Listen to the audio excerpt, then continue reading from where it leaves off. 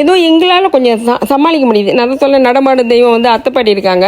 இந்த அம்மா பாருங்க பேக்கெல்லாம் தூக்கிட்டு கிளம்பிட்டாங்க. இன்றைக்கி தனுஸ்ரீ கிளம்புறாங்க. ஸோ அவங்க பேக்கெல்லாம் தூக்கிட்டு கிளம்பிடுவாங்க. அப்புறம் வந்து அவங்களுக்கு அக்கா அண்ணன் எல்லாமே இருக்கனால கொஞ்சம் பெரிய குடும்பம்னால சமாளிக்க முடிஞ்சு. அந்த வீட்டில் ஒரே பிள்ளைங்கன்னா எப்படி நீங்கள் வச்சு சமாளிக்கிறீங்கன்னு தெரில. அது பிள்ளைங்களை வச்சிருக்கிறவங்களுக்கு தான் தெரியும். இன்னொன்று வந்து நம்ம துன்பத்தில் தான் இன்பத்தை அனுபவிக்க முடியும்.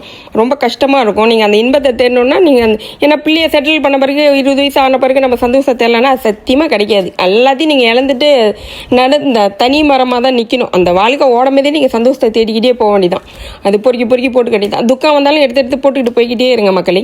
பேக்ரவுண்ட் பின்னாடி பார்த்துருப்பீங்க. அவங்க பிறந்த 27 நாள்லேருந்து நாங்கள் ஹாஸ்பிட்டல் கூட்டிகிட்டு போயிட்டு வந்துருக்கோம். என்ன கேட்டால் அது நார்மல் பிள்ளைங்களோட இந்த ஸ்பெஷல் பிள்ளைங்க வந்து இன்னும் அட்வான்ஸாக இருக்காங்க தெரியுமா சில பிள்ளைங்க.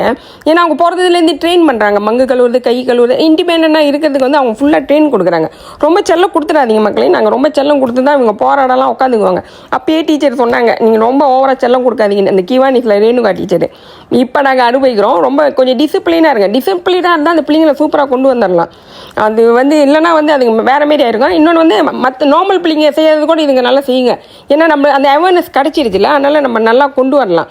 ஏன்னா நான் வழக்கமேதி நான் பார்த்துருக்கேன் 27 நாள்லேருந்து. அதனால தான் நான் ரொம்ப வீடியோவில் சொல்லுவேன் சில பேரண்ட்ஸுங்கிட்ட, நீங்கள் 2 பேரும் மாற்றி சண்டை போடாதீங்க. இன்னொன்று வந்து என் பிள்ளை ஸ்பெஷல் பிள்ளை இல்லைன்னு நீங்கள் அடிச்சுலாம் பேச வேணாம்.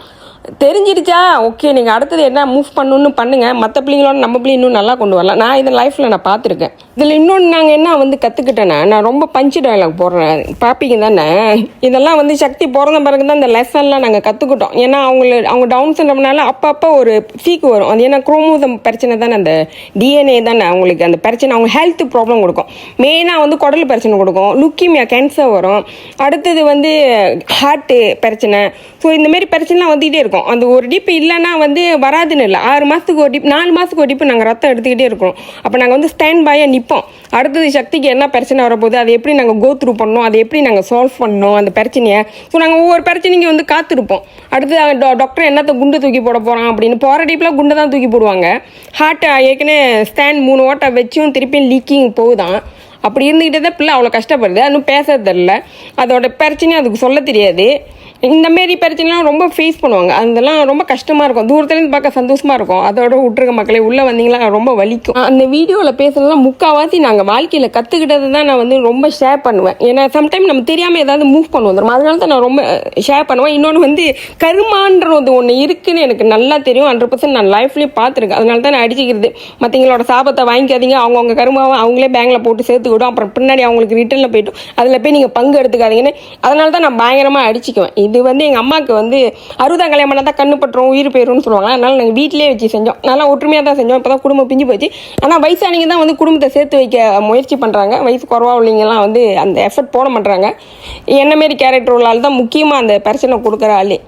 நான் என்ன பண்ணுறது, தமிழம்னா இதில் வர நாங்கள் கடல்லே பிறந்து வளர்ந்ததுனால ரொம்ப உப்புலேயே வளர்ந்ததுனால ரோசம் ரொம்ப இருக்குது. இதில் எங்கள் அப்பாவுக்கு பிடிச்சமான ஆள்னா நானும் ரம்லாவும் தான். அவர் தெரியல, சின்ன பிள்ளைல நாங்கள் சிமெண்டில் படுத்தா கூட இந்த பண்டிகை ஏன் சிமெண்டில் படுக்குதுன்னு ஏசுவார். அவர் செல்லமாக கூப்பிட்ற பேரே வந்து பண்டிகை தான். அப்புறம் எங்களை வந்து ராமா லட்சுமி அங்கே வான்னு தான் கூப்பிடுவார். அடையாளம் தெரியாது 2 பேத்துக்கும்.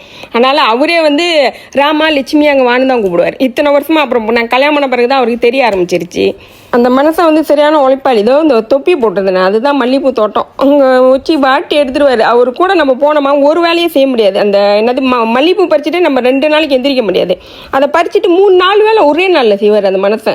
எப்படி தான் அவர்லாம் இருக்காங்க. அந்த காலத்தில் உள்ளவங்களாம் அப்படி தான் இருக்காங்க. அந்த பாட்டிங்க பேசலாம், நாங்கள் ஜிஞ்சாத்தூரில் கிழவிங்களாம், அவங்க எல்லாமே அப்படி தான் இருக்காங்க. நம்ம இப்போ உள்ள ஜெனரேஷன் தான் ஒன்றுமே செய்ய மாட்டோம். அப்படியே உட்காந்து பேனி டிவியை பார்த்துக்கிட்டே இருக்கும். அப்புறம் சீக்கிரம் வந்து சாவாமல் என்ன பண்ணுவோம் நீங்கள் சொல்லுங்கள். மாதத்தில் நல்ல நல்ல வீடியோ வருது. இந்த கோயில் இருக்குது பார்த்தீங்களா, இது வந்து எங்கள் அப்பாவோட குலதெய்வம். அவர் ஐசியூவில் இருந்தார். அவர் வெளியே 6 மணிக்கு சொல்லிட்டார். எங்கள் அம்மா பிறந்த ஊர் வந்து ஸ்ரீரங்கம், அதை பார்த்தே ஆகணுன்னாரு. அவர் ரொம்ப அம்மா பாசம். அப்புறம் வந்து குலதெய்வத்தை பார்க்கணுன்னாரு. அவர் ஐசியூ விட்டு வந்தவனே ஃப்ளைட் டிக்கெட் புக் பண்ணி நம்ம பிக் பாஸ்க்கு கூட தெரியாது.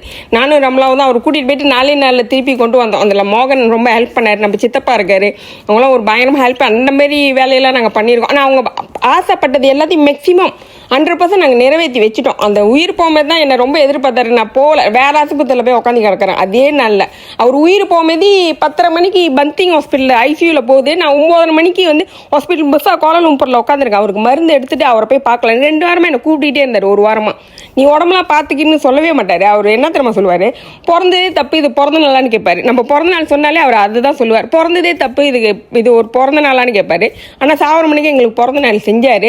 அப்புறமேட்டு வந்து கடைசியாக சொல்லுவார், நீ உடம்ப பார்த்துக்கு அப்படின்னு கடைசியாக சொன்னார் ஒரு வார்த்தை.